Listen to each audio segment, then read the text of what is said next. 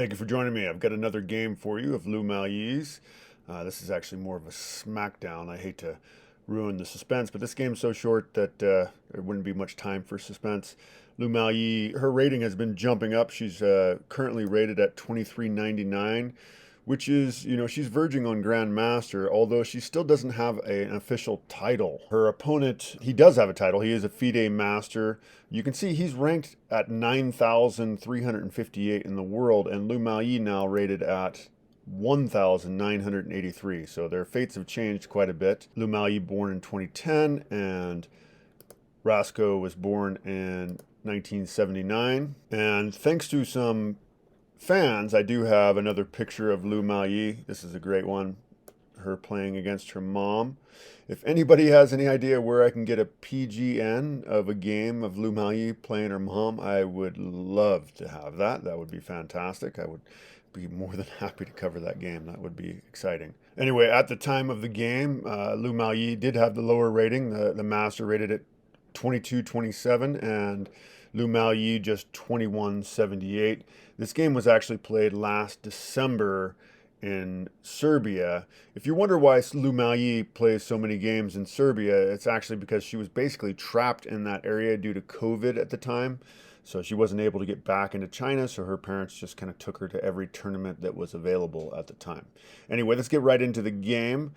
Rastko begins with pawn to e5, and we have, of course, pawn to c5. If you know Lou Miaoyi, she loves the Sicilian defense, part of the reason why I love Lou Miaoyi.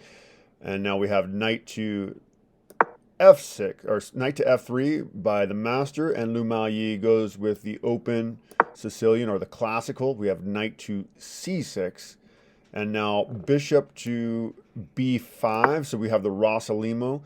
This was played in the World Championship matches in 2016 and 2018, but still remains kind of a less played opening in master play, so somewhat rare. We have pawn to e6 now by Lou Miaoyi. That's a book move. And bishop now captures on c6. And again, this is a little bit more of a rare move in the position as well, although it is often, it is played. It's a book move. And we have b captures. You usually do want to capture towards the inside, strengthen your center control. And this is a quite rare move now by the master. He plays pawn to e5. This was the fourth most common move in the position, but at this point then there's only a couple handfuls of games at the highest level that, in the master levels, that have been in this position. Lou Miaoyi plays the best response. She plays pawn to f6. We have castles by the Serbian master. Lou Miaoyi goes ahead and captures on e5. We have knight captures on e5 now, and now knight to f6, developing her knight, best move in the position. Pawn now to d3 by the Serbian master. And now Lou Miaoyi, she plays bishop to e7 here, which is not the best move. She should have instead played pawn to d6. And of course, you can't take this pawn here if that happens, because, yeah, the knight ends up being trapped. You can just trap the knight here. He's got nowhere to go. There's no way to save that knight. So that can't be played. So again, she should have played pawn to d6, but that's not what she played. Let's go ahead and get back into the actual position. So Lou Miaoyi plays an okay move. She plays bishop to e7 here. Now we have bishop to f4 by the Serbian master. The engine saying this is a bit of an inaccuracy. The Serbian master should have instead put his bishop on g5. That would have been a better situation for him. We have castles now by Lou Miaoyi, and now bishop back to g3. And this is the best move in the position for white, and it's the move that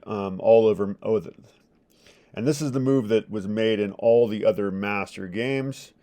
We now have bishop to a6 by Lou Miaoyi, and it is of this move, move 10, that we have a completely new game. The engine saying the best move actually was moving the bishop to b7. That was the best move in position.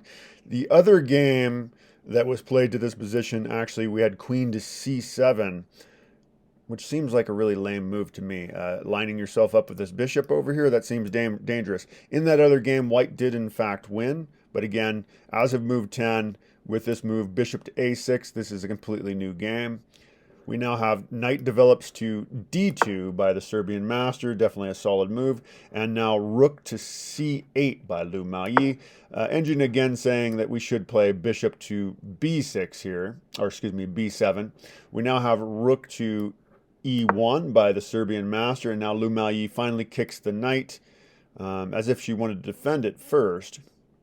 But again, you know, you saw that that pawn couldn't have been captured in the first place. So now Lu Miaoyi plays pawn to d6. That is the best move in the position. The knight should have been back to f3, but instead goes to g4 here, and that's a mistake in the position. Or inaccuracy, I should say. It's not really a mistake. It's a very slight difference of less than a half a point. So just an inaccuracy. Lu Miaoyi then plays pawn to e5, and again, this is called an inaccuracy. Engine would have preferred that she would have go ahead and captured the knight, inviting the queen to jump out onto the board, but evidently Lu Miaoyi did not want that. And now we have bishop to h4 by the Serbian master, and the engine again wanting some trades here. Wanted knight captures knight would have been better for the Serbian master. And now Lu Miaoyi finds the best possible move in the position, knight to d5. And the Serbian master goes ahead for the bishop trade. Bishop captures on e7. Queen captures on e7 is the best way to capture back. And now we have knight to e4 by the Serbian master. And everything still looks fine for both positions. Everything's fairly equal. Stockfish does like Lu Miaoyi's position a little better after that move. It would have been a little more closer to equal if pawn to f3 was played here instead. That would have been a better move. Lu Miaoyi now jumps to f4 here, which is the best move in the position. Just kind of difficult to deal with there. You can't really chase that knight away now, not easily. So the Serbian master plays queen to d2, and it would have been better to go ahead and drop that knight back. Things are getting a little bit dangerous over there, and that knight needs to be able to come back to help defend his king. But okay, we now have pawn to h5 by Lu Miaoyi. This is the strongest move in the position, looking to kick the knight. Of course, the knight does move, well, and he goes back to e3. That's the best spot for the knight in this case. And now we have pawn to d5 by Lu Miaoyi, attacking the knight once again. The Serbian master ignores the threat and finds the best move in the position, just going after that loose bishop over there with queen to a5. And now Lu Miaoyi just moves her bishop to b5, which is a fine move. She could have also just decided to trade, capturing the knight in the center there, but that would mess up her pawn structure pretty significantly. She'd have doubled pawns. Yeah, so I don't think she thought that was a strong way to go. I wouldn't have thought so as either. Stockfish seems to think so, but let's continue. Now the Serbian master does save his knight with knight back to d2. Although it would have been probably better to move him back to g3, suggests the engine. And we'll see actually why that's the case here in just a moment.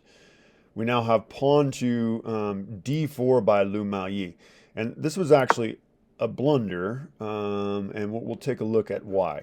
She should have played queen to g5 right here, just threatening checkmate. Well, I guess it's not threatening checkmate quite yet because the knight's there, and I think that's why she wanted to push the pawn. But this is actually defensible in this case, and we'll take a look at how white can defend. He just brings his knight back here, and he will be ready to defend the position when inevitable queen to g5 comes. We'll go back to what actually happened on the board now. Unfortunately for Rastko, he played knight to f1, which seems like it would be a good move in the position, but what he should have played is knight to d1 here. He should have moved to d1. We'll go ahead and take a look at that variation here. So yeah, he should have played knight to d1 here. Probably, well, best for black would just be continue the attack with pawn to h4. Pawn to g3 would be best for white. Queen now comes to g5, pinning the pawn. And now pawn to a5 F4, trapping the, or attacking the bishop, trapping the bishop. Bishop could come back to A6. Knight now to E4 for white, attacking the queen. And now knight to H3 check for black. King to G2. Queen now moves up to G4, defending the knight. Queen takes bishop. Knight now to F4 check. King's got to move. He goes back to G1. Knight now to G3. And we could kind of continue this. This basically would end up, should be able to force a draw at best. Well, I mean, basically, black would need to force a draw here because they're down 3 points. And yeah, it would be probably best for black to play for a draw at this point. But this is not what happened on the actual chessboard. So let's go ahead and go back to the live variation. So instead, the master does play knight to F1, and this game is nearly over. It's going to be quick now. Of course, we do have queen to G5, threatening checkmate right away. Best move in the position, and the whole reason that knight got moved back there was knight to G3 by the Serbian master. And now, of course, pawn to H4, trying to kick the knight. The Serbian master, again, makes a mistake here. He plays pawn to A4 here, attacking the bishop. The bishop is trapped, but it's like, hey man, did you not realize there was an attack going on with your king? Why are you going after that bishop over there? What does he have to do with the situation? Absolutely nothing. So this was an extremely weak move by a master. Unbelievable that a master would make such a weak move, because it leads to his demise. He's finished after this move. Let's just go ahead and continue. Lu Maoyi's like, well, I'm going to lose the bishop anyway, so she plays kind of a desperado maneuver. She plays bishop captures on D3. This is the strongest move in the position. And now we have knight to F3 by the Serbian master. And this is a blunder. He should not have done that. He should have just gone ahead and captured the bishop in this case. But he would still end up being in a losing position, as it would turn out.